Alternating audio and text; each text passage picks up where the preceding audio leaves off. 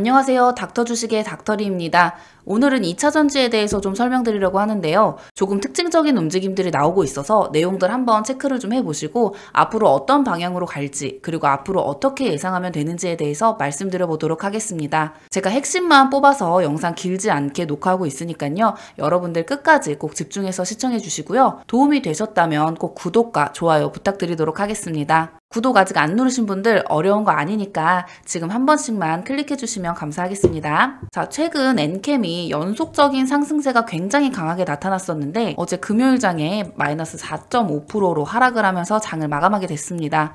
자, 오늘 영상은 좀 쓴소리도 좀 하게 될 것 같은데 무조건 오른다, 차트가 어떻다 하는 그런 영상만 보지 마시고 현실적인 대응 방안을 생각해 보시면서 도움이 되는 영상이 되셨으면 좋겠습니다. 우선 제가 운영하는 게 주식방이 있는데 거기에서 제가 엔캠은 25만원을 이탈할 시에 매도를 해야 된다고 이제 언급을 했었어요. 근데 지금 마이너스 12만원대까지 빠졌다가 그나마 조금 회복을 하고 있죠. 그때 25만원에서 매도를 하고 엔캠을 다시 사야 된다라고 말씀을 드렸었는데 많은 분들이 조언을 들으셨으면 좋았을 텐데 좀 아쉬운 마음이 큽니다. 자, 그리고 일단 LG엔솔이 실적 발표를 했는데 어닝 쇼크가 나왔습니다.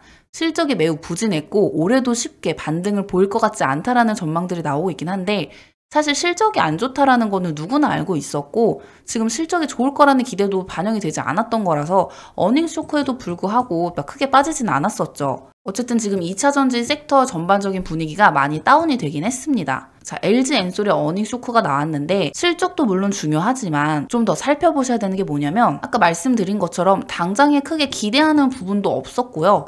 실망감에 대한 적당한 수준에서 마무리된 것으로 저는 이제 판단을 하고 있어요. 근데 LG엔솔의 실적 평가를 할 때 IRA 세액 공제 혜택이 있었죠. AMPC에 대해서 자꾸 포함하고 말고 이제 뭐 나눠서 계산하시는 분들이 많은데 저는 개인적으로 AMPC를 이제 포함해서 보는 게 맞다라고 생각을 해요. AMPC를 제외하고 이제 얼마고 보조금 빼면 얼마다 하는데 이번 실적 같은 경우에도 영업 손실이 2,255억이 이제 적자 손실이 납니다. 근데 AMPC 제외를 하면 적자가 6천억이래요. 근데 여러분들 잘 생각해 보세요.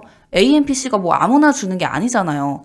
AMPC 수령하는 것 또한 능력이에요. 근데 보조금을 제외하면 적자가 뭐 얼마니 이런 소리 하는 거는 불필요한 소리라고 생각을 합니다. 물론 구분해서 봐야 될 것들도 있지만 말 그대로 공짜로 주는 보조금이 아니라 조건을 갖추고 능력에 맞게끔 수령하는 보조금이기 때문에 이것도 하나의 이익으로 보는 게 맞다고 생각합니다. 물론 시장에서도 이익으로 보기는 해요. 근데 보조금 빼면 뭐 얼마다 이런 얘기들을 하면서 숫자로 겁을 주니까 투자자들의 심리가 그만큼 얼어붙게 되는 상황이 생기는 거죠. 그래도 어쨌든 2차 전지는 아직까지 숏 비중이 좀 많은 그런 섹터 중에 하나인데 물려있는 개인들도 상당히 많고 고점 대비해서 하락폭도 엄청나요. 최소 반토막 이상이 났죠. 수급적으로도 상당히 많이 꼬여 있는데 아무래도 이제 좋은 호재가 나타난다 하더라도 그런 호재를 동반해서 반등이 나와도 악성 매물과 저항에 대한 수급이 많습니다. 이게 다른 종목들이나 다른 업황에 비해서 반등이 쉽지 않은 여러 가지 이유 중에 하나가 될 수도 있어요. 앞으로 어떤 좋은 모멘텀을 가져올지는 모르겠지만 기술적으로 또 차트적으로 수급적으로 놓고 봤을 때는 너무나 좋지 않은 상황이긴 합니다. 앞으로 상승이 정말 힘들 수밖에 없는 그런 차트와 심리를 보여주고 있는 섹터 중에 하나가 바로 이제 2차 전지라는 거예요.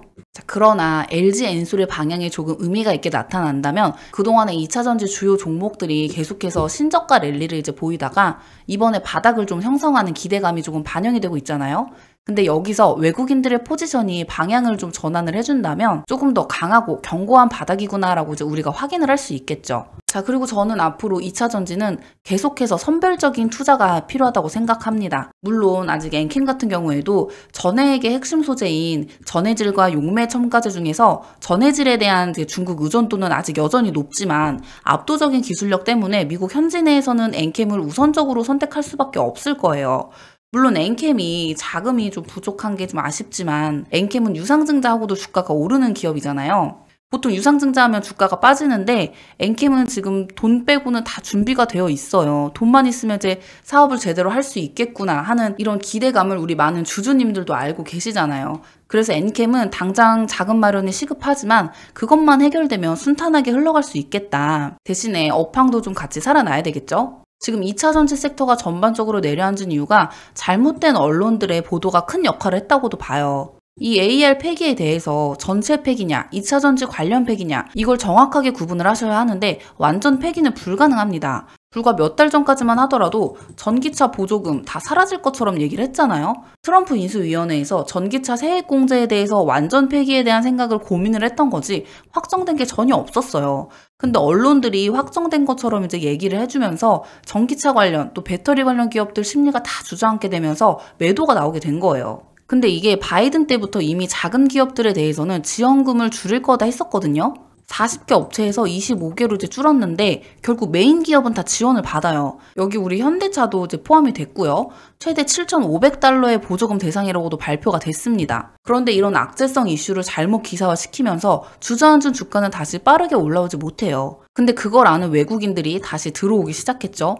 지금 거의 진 바닥권이라고 보고 있기 때문에 매수해도 나쁘지 않다라고 이제 생각을 하고 2차전지 업황 자체도 다시 살아날 수 있을 거라고 보고 있어요. 그래서 2차전지 종목들 베팅하고 계신 분들 그리고 보유하고 계신 분들 그동안 정말 고생 많으셨고 지금은 어렵더라도 손절보다는 홀드를 하신다면 그간 힘드셨던 것들 보상받을 수 있다고 이제 생각을 합니다. 2차전지 종목으로 마음고생 하신 만큼 전부 다 수익으로 전환되시길 바라고요. 다들 힘든 시기 잘 버티셔서 계좌 수익으로 주식 부자 되는 날까지 열심히 달려보도록 하겠습니다. 이제 막 시작한 새내기 유튜버인 만큼 저는 여러분의 구독과 좋아요가 아주 절실합니다. 꼭 구독과 좋아요 눌러주시고 바쁘시겠지만 시간 내셔서 댓글도 한 번씩 써주시면 감사하겠습니다. 피가 되고 살이 되는 내용들, 여러분들께 도움이 되는 정보들 앞으로도 많이 제작하도록 하겠습니다.